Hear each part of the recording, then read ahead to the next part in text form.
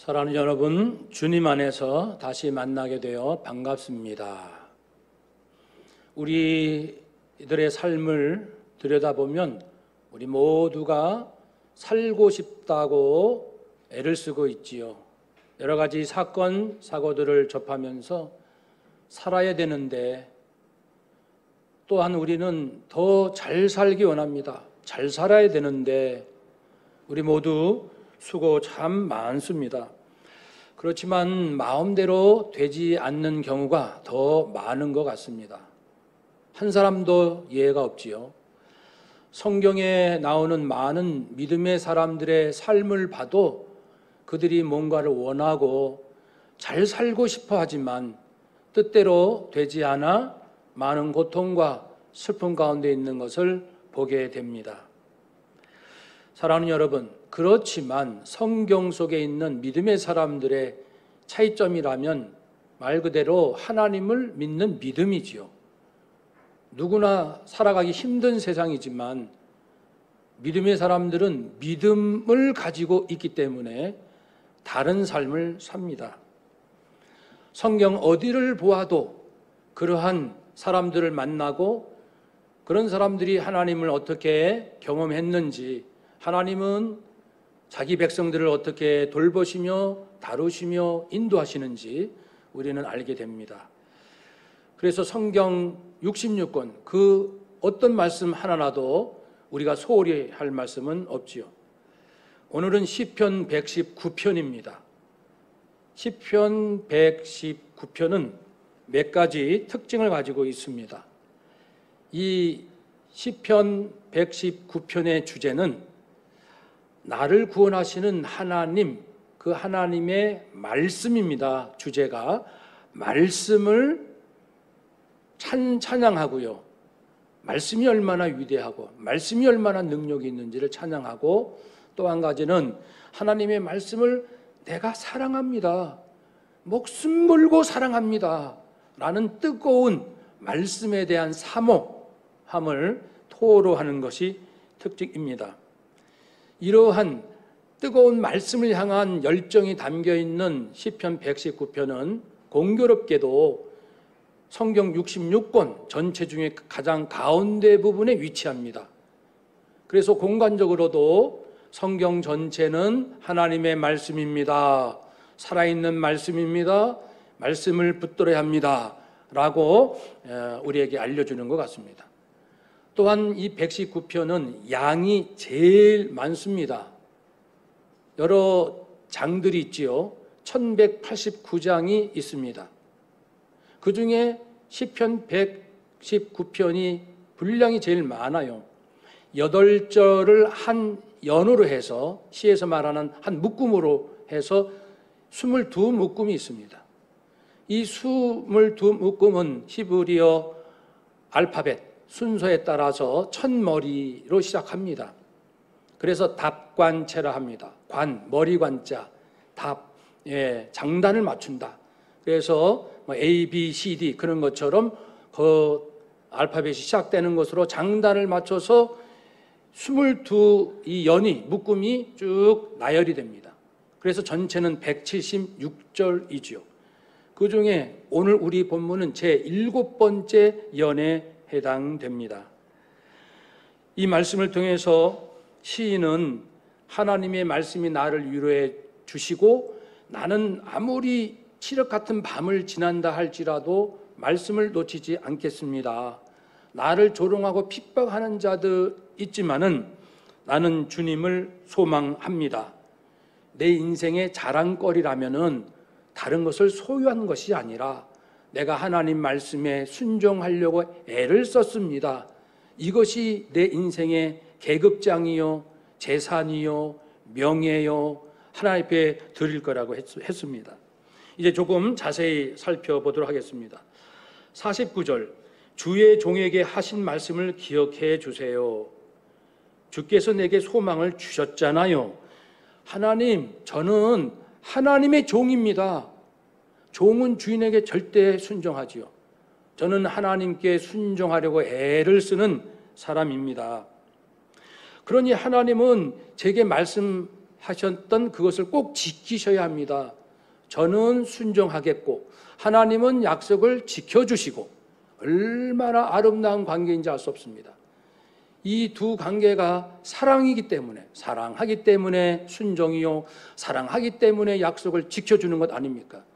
참된 사랑으로 맺어진 이 하나님과 시인의 관계가 우리 인생 하나님과의 관계뿐 아니라 우리 가족들과의 관계, 친척들과 성도, 이웃들과의 관계의 모델이 됩니다. 그렇구나. 정말 우리가 서로 사랑하면은 서로에게 상대방의 그 마음을 기쁘게 해 주고 싶고, 상대방에게 한 약속은 꼭 지키고 싶고, 그렇게 해서 서로가 윈윈하는 아름다운 만남을 보게 됩니다.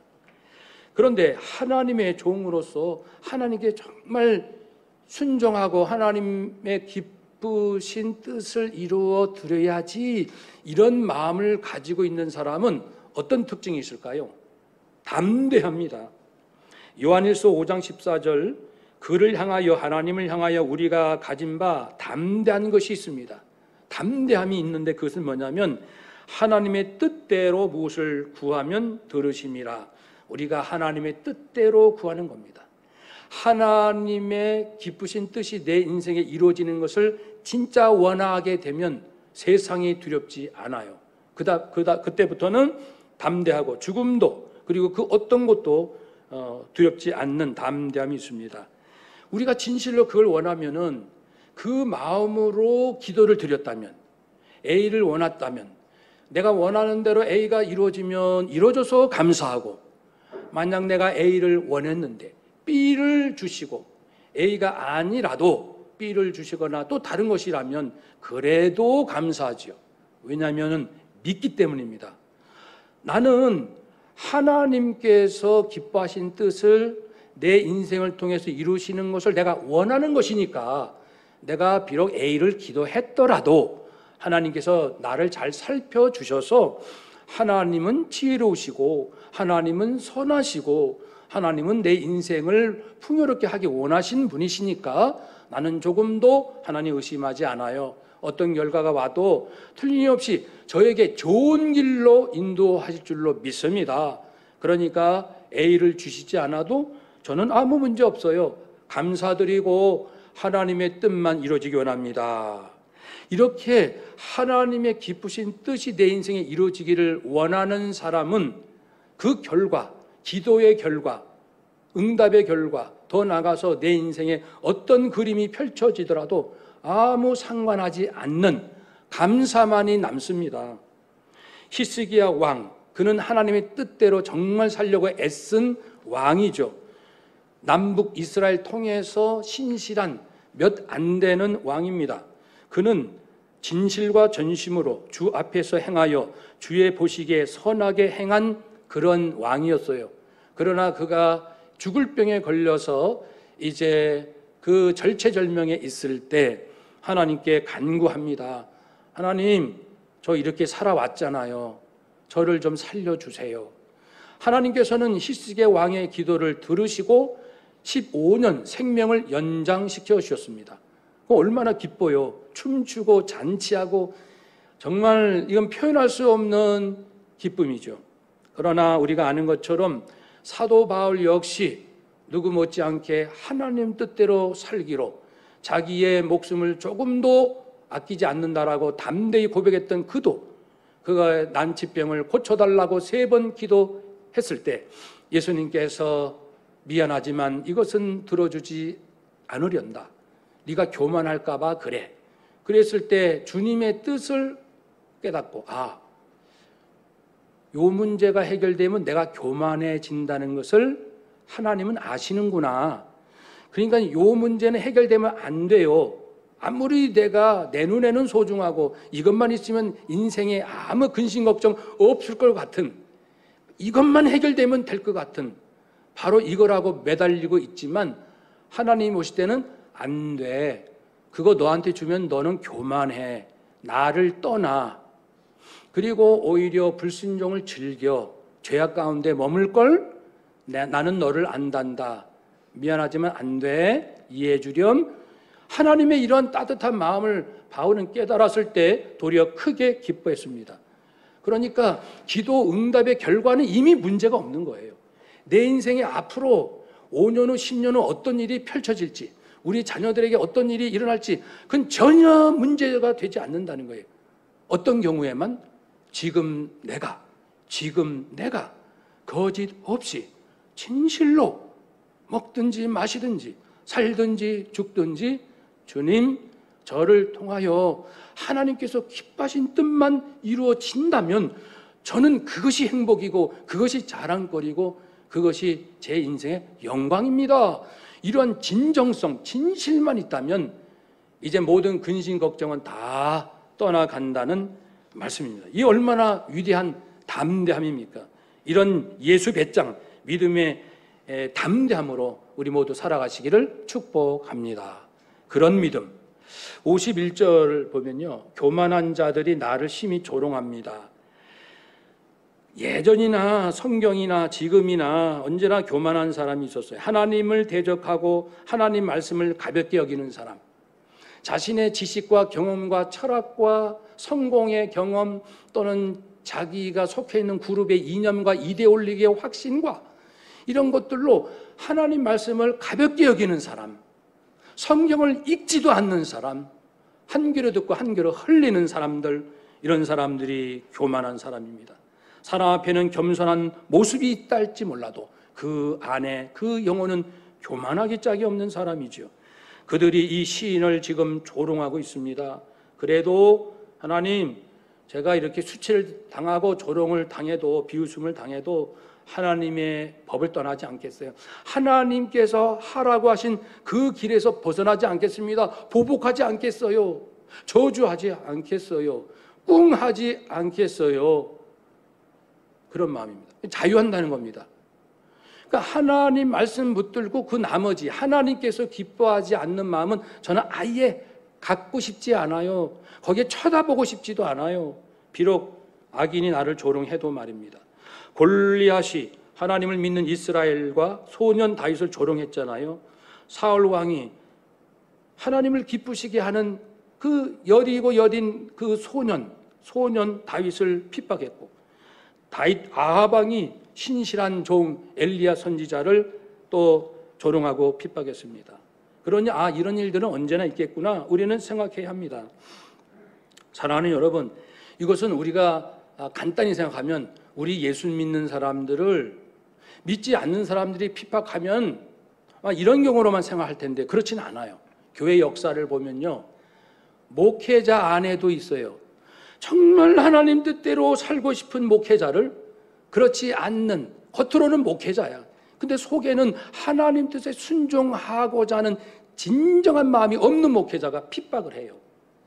은근히 보이지 않게, 표도나지 않게. 같은 선교사라도 우리가 볼 때는 저렇게 험한 오지에 가서 선교를 하는구나, 참 훌륭하시다 하는 선교사들 중에도 누가 알아주든 알아주지 않든 주님의 기뻐하신 뜻대로 선교하려고 애를 쓰는 선교사가 있는데, 옆에 있는 선교사가 방해하고 조롱하고 비웃고 그런 선교사들이 있거든요. 충분히 있을 수 있습니다.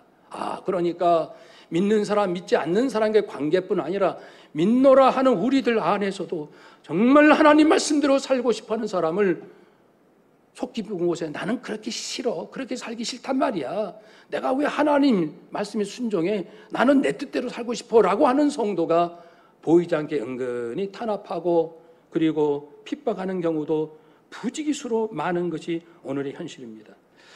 예수님은 말씀하셨어요. 마태복음 10장 28절에 몸은 죽여도, 그러니까 우리 몸은 죽입니다. 내 몸에 핍박을 가하고 여러 가지 고통을 가할 수는 있어요. 그래도 영혼은 능히 죽이지 못하는, 내가 하나님께 받은 구원을 빼앗아 가지 못하는 자들, 그런 자들은 두려워하지 말고, 마귀가 되었던 마귀의 사로잡혀 가지고 악한 일을 버젓이하는 그런 자들은 두려워하지도 말고, 오직 몸과 영혼을 능히 지옥에 멸하시는, 몸의 세계, 영혼의 세계 모든 걸 아시고 다스리시는 그런 전능자 하나님을 두려워하라라고 말씀했습니다. 시인은요, 그래서 이미 결심했어요. 저는 하나님을 두려워하기로, 사람을 두려워하는 것이 아니라 하나님을 두려워하기로 저는 다짐합니다. 그런 뜻이죠. 잠언 3장 25절 26절 말씀에 너는 갑작스러운 두려움도 악인에게 닥치는 멸망도 두려워하지 말라. 대저 여호와는 내가 의지할 분이시다. 내 발을 지켜 걸리지 않게 하시리라. 그러니 세상 뭐라 해도 우리는 하나님 말씀에서 결코 떠나서는 안 됩니다. 우리 한번 따라합시다. 하나님의 말씀을 떠나지 맙시다. 아멘. 52절 보면요, 여호와여 주의 옛 규례들을 내가 기억했습니다. 옛 규례, 예전부터 하셨던 하나님의 말씀, 이것은 예전에 말씀했는데 성취되고 살아있는 말씀, 거짓이 아닌 말씀, 이런 뜻이에요. 하나님의 말씀만 제가 신뢰할 수 있는 유일한 것입니다. 하나님 말씀 기억하고 어려운 가운데서도 위로받겠나이다. 이사야 55장 11절 말씀에 내 입에서, 하나님 입에서 나가는 말씀은 헛되이 하나님께로 돌아가지 않지요. 하나님의 뜻을 이룹니다. 나의 명대로 보낸 일에 형통하리라. 성경 66권 어떤 말씀 한 절이라도 1.1핵이라도 무능한 말씀이 없어요. 어리석은 말씀이 없습니다. 무심한 말씀이 없습니다. 어느 말씀 몇 장 몇 절을 펼친다 할지라도 그것이 하나님 말씀, 예수님 성령님의 말씀이라면, 그 말씀에 근거한 해석된 말씀이라면 그 말씀 속에는 하나님의 사랑이, 하나님의 무궁한 지혜와 하나님의 전능하심이 담겨 있거든요. 우리가 가볍게 봐서 그렇죠. 내가 좋아하는 말씀만 골라서 그렇죠. 모든 말씀은 일맥상통하고 모든 말씀은 하나님 그 자신의 말씀입니다. 하나님 분명히 살아계십니다. 그래서 우리는 당장 하나님 말씀대로 안 되는 것 같아도, 악인이 형통한 것 같아도 그런 것에 마음 빼기지 말고, 우리가 의리할 분은 하나님, 의리할 지혜는 오직 하나님의 말씀, 그 말씀을 지키시기를 원합니다. 53절 주의 율법을 버린 악인들로 말미암아 내가 맹렬한 분노에 사로잡혔습니다. 성경에 보면 이 악인, 악한 것에 대해서 분노를 내게 되는데 그 악에 대한 태도 4가지를 말씀해요. 첫 번째 태도는 악인의 형통함을 부러워하지 마세요. 우리는 누가 겉모습만 잘 되면 다 좋아하고, 뭔가 그 사람은 탁월하고 그 사람은 굉장히 성실하고 진실할 거라고 믿는 경향이 있습니다. 성공만 하면 모든 것은 다 덮어주는 거예요. 그 사람이 아무리 악해도 그런 것은 별로 안 들어요. 근데 뭔가 실패한 사람은 아무리 지혜를 말해도 잘 안 들어요. 그 사람을 가볍게 여깁니다. 벌써 우리 안에 공의로움이 없기 때문이죠. 그래서 성경은 악인의 형통함을 부러워하지 말라. 반대로 표현하면은 의인이 고통당하는 것을 볼지라도 낙심하지 말라. 그 말씀이 그 말씀이에요. 악인의 형통함을 보고 막 불하는 사람은요, 의인이 고통당하는 걸 보면 굉장히 낙심합니다. 왜냐하면 그 사람은 결과를 보기 때문에 형통이냐 고난이냐 그것으로 자기 인생이 왔다 갔다 합니다. 그러나 하나님께서 우리 모든 것을 보고 계신다는 것을 아는 사람들은 저 사람이 형통했어? 그러면은 그가 악인의 형통함인가 선인의 형통함인가 그걸 봅니다. 어떤 사람이 고난을 당하면 저 사람이 악인의 고난인가 의인의 고난인가 그걸 볼 수 있는 눈이 있다는 것이죠. 두 번째는요, 악에 대해서는 거룩한 분노심을 가지라 합니다. 악에 대해서죠. 악에 대해서 거룩한 분노. 물론 내게 피해 준 사람은 사람이에요. 악인입니다. 그래서 처음에는 화가 나겠죠. 그러나 나에게 피해 준 사람의 초점을 맞추고 계속 원망하고 불평하고 저주하고 이를 갈면요, 처음에는 내가 정당한 것 같아요. 내가 공의로운 것 같아요. 그러나 사람을 계속 물고 늘어지면 결국은 내 심령만 파괴됩니다.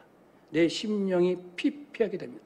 그러니까 사람을 물고 늘어지면 안 돼요. 그래서 에베소 6장 말씀처럼 우리가 인생 살면서 많은 고통이 있는데 그것과 싸우려 할 때 사람하고 대상하지 말라는 겁니다. 혈과 육의 싸움이 아니고 하늘의 공중 권세 잡은 자, 이 영적 싸움이라는 것이죠. 이것을 깨닫기가 쉽지는 않습니다. 왜냐하면 당장 내 눈에 저 사람이 나한테 피해를 줬고 저 사람이 나한테 아픔을 줬기 때문에 사람하고 어떻게 해보려고 해요. 그러나 당장은 그럴 수 있어도 빨리 우리가 벗어나서 그 배후에 있는 영적인 싸움에 내가 져서는 안 된다, 이런 마음을 가져야 하겠죠. 세 번째는 악한 자를 위해서 중보 기도하라고 했습니다. 왜냐하면 그 악인이 버젓이 형통할지라도 그것을 불허할 이유가 없는 것은 하나님이 마지막 심판하실 것이고, 지금 형통함이 유지되는 것은 하나님께서 그 사람을 향한 심판을 유보하시기 때문에 마지막 날은 반드시 심판하십니다. 지금 그냥 내버려 두시는 거예요. 그것을 보고 우리가 불허해서는 안 되겠죠. 악인을 위해서 그 영혼을 긍휼히 여기고 우리가 중보 기도해야 합니다. 네 번째는 이 악한 행동을 볼 때는 나도 조심하자, 나도 그럴 수 있다, 방심하지 말자, 나를 돌아보는 기회로 삼으라는 말씀을 사도 바울도 여러 차례 합니다. 그러므로 우리가 악한 일들을 볼 때 악인의 형통함을 불허하지 맙시다. 악함에는 거룩한 분노를 하되 악인을 위해서는 긍휼히 여기며 중보기도 합시다. 나도 악에 빠질까 조심합시다. 이런 마음을 가져야겠고요. 54절 보면은 내가 나그네 된 집에서 주님의 말씀이 나의 노래가 되었습니다. 비록 인생은 나그네 길입니다. 어디 한 곳에 오래 있을 수가 없습니다. 어딜 가도 편치 않습니다. 쉬어도 쉬는 것 같지 않고 어디 가나 낯설기만 합니다. 그래서 나그네들이 깊은 그림을 담아 고향을 그리는 노래를 부르면 위로를 받잖아요.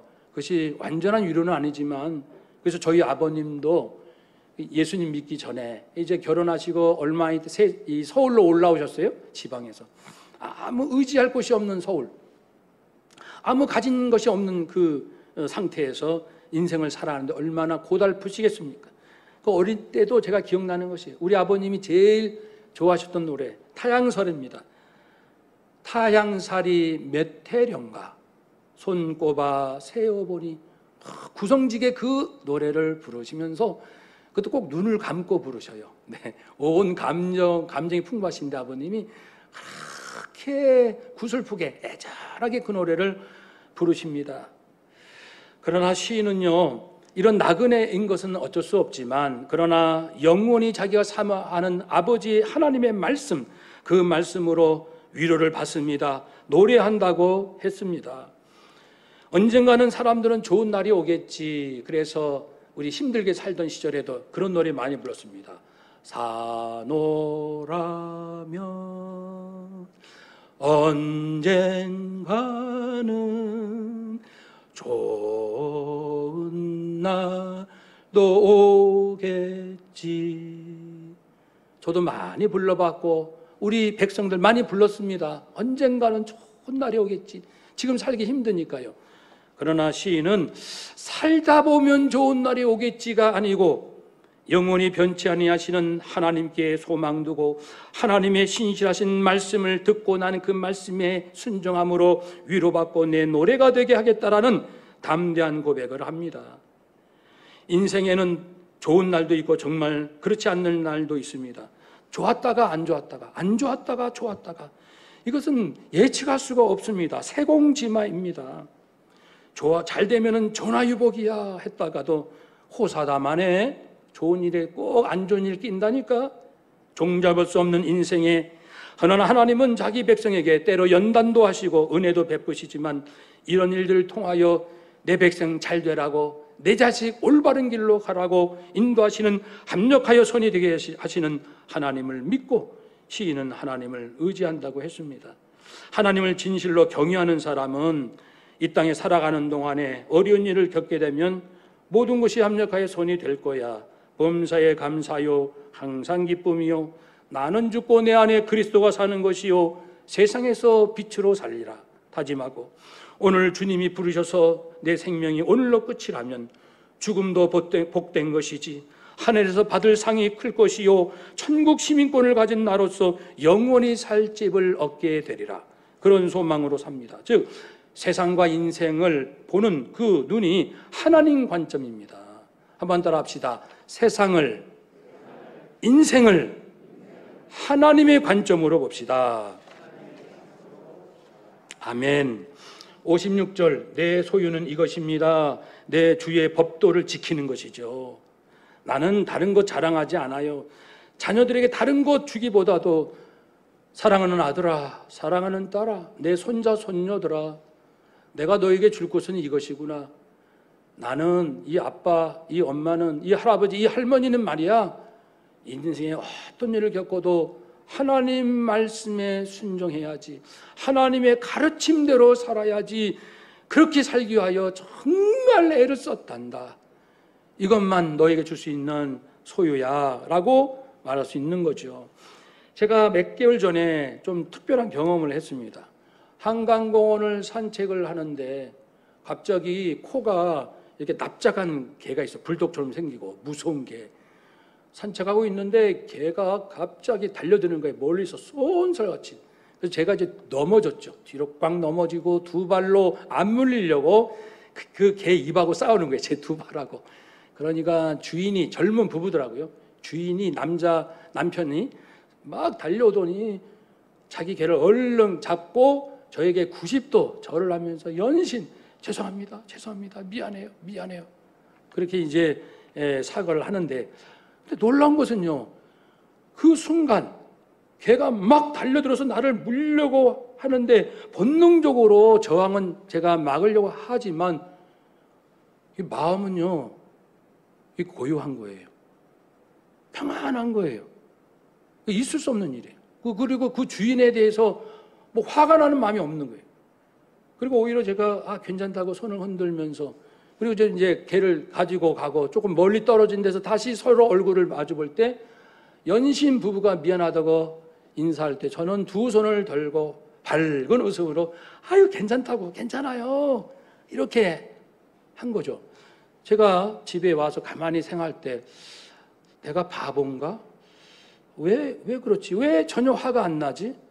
왜 고요하고 평안하지? 무서움은 느꼈죠. 그렇지만 그 상황에 대한 분노는 일어나지 않는, 내가 잘못된 걸까? 근데 그러다가 위로를 받는 거죠. 제가 아니야, 나는 늘 진리를 연구해, 나는 늘 말씀을 연구하고, 나는 늘 예수 그리스도 그분이 살아가는 삶을 본받고 싶고, 그분이 어떻게 살아가는지를 말씀을 통해서 연구하고, 또 이 세상 돌아가는 모든 이치들을 살피면서 말씀과 세상과 말씀을 견줘가면서 도대체 하나님의 말씀은 무엇인지, 그리스도의 살아가는 모습은 무엇인지 그렇게 알고 싶거든요. 제가 알고 싶고 잘 해결이 안 되면 그렇게 답답한 거죠. 세상의 뉴스나 유튜브 영상을 보다가 성령님 이것을 어떤 마음으로 이해를 해야 합니까? 여기 아무런 감동이, 무슨 반응이 없으면 답답한 거예요. 슬프다든지 화가 난다든지 눈물을 흘리고 중보 기도를 한다든지, 나는 그러지 말아야지 이렇게 다짐을 한다든지. 그런데 어떤 때는 먹먹하고 아무 반응이 없는 거예요. 제 안에, 내 안에 분명히 성령님이 계시는데 막 그러면서 성령님은 어떻게 보십니까? 성령님, 제가 무엇을 느껴야 할까요? 이러면서 삽니다. 제가 그러면서 주님을 닮는 것이 무엇인지, 그래서 위로받는, 내가 평소에 늘 그렇게 훈련하고 애를 쓰니까 내 마음속에 점점 예수님을 닮아가는 마음이 나도 모르게 차곡차곡 쌓여져 가는 거구나 라고 해석을 했습니다. 그래서 기뻐했죠. 그래서 하나님 감사합니다. 바보가 아니고 예수님의 마음에 점점 가까이 다가가는 줄로 믿습니다. 좋게 해석을 하고 기뻐했습니다. 사랑하는 여러분, 그래서 이 시인도, 그리고 많은 믿음의 위인들이요, 이런 그 삶 속에 예전에는 이것저것 자랑했어요. 헛된 것, 사실 헛된 것. 아니, 자랑하려면 솔로몬이 금은보화 가졌죠. 지식, 명예, 권력 모든 걸 가진 솔로몬 아닙니까? 그러나 그가, 여러분 명심하세요. 하나님을 경외하는 법을 잊으면 모든 것은 헛말 뿐입니다 라고 얘기했잖아요. 그래서 우리는 내 자녀들에게, 우리 사랑하는 사람들에게 줄 수 있는 선물은 내가 비록 부족하지만 하나님의 말씀대로 좀 살아보려고 애를 쓰는 이것이랍니다. 이것이 내 인생의 재산이에요. 이렇게 고백할 수 있는 우리 모두가 되시기를 축복합니다. 오늘 시인, 오늘 본문에 나타난 시인은 이런 사람입니다. 결론으로 정리해 드리겠습니다. 이 땅에서는 비록 고달픈 나그네로 살지만 하나님을 영혼의 고향으로 삼는 자, 하나님의 종으로 하나님 말씀에 순종하는 자, 하나님께 소망 두며 자신의 미래를 하나님께 맡기는 자, 하나님의 옛 규례, 예부터 주신 말씀을 기억하고 주의 신실하신 말씀을 깊이 묵상함으로 기쁨과 행복과 위로와 힘을 얻는 자, 하나님의 말씀을 버린 자들에 대해서 안타까운 마음으로 거룩한 분노를 가지는 자, 자신이 조롱당하는 고난 중에서도 주의 이름을 기억하고 주의 법을 지키는 자, 평생 주의 법도를 지키고 주의 인도하심을 따라 살아온 것을 진정한 삶의 성공으로 여기고 삶의 재산으로 여기며 기뻐하는 자, 바로 오늘 본문의 시인입니다. 저도 시인처럼 되고 싶어요. 우리 모두 이렇게 되고, 아니 시인보다 더 아름다운 믿음으로 살고 싶습니다. 충분히 되지요. 이 시편의 시인은 아직 예수님도 만나지 못했어요. 성령의 충만함의 그 시대가 아니었잖아요. 근데 우리는 이미 예수님도 만났고 성령의 충만함도 입었고, 율법 구약은 그림자요, 구약 율법을 완성하신 예수님의 복음 신약까지 알고 있잖아요. 그러니까 우리는 오늘 본문의 시인보다 정말 10배, 100배나 더 아름다운 신앙과 마음과 그런 삶의 성실함으로 충분히 살 수 있고 또 살아야 되지 않겠습니까? 그러한 우리 높은 꿈을 가지고 한 주간 다시 한번 승리하시는 우리 모두가 되시기를 주의 이름으로 축복합니다. 아멘. 기도하겠습니다.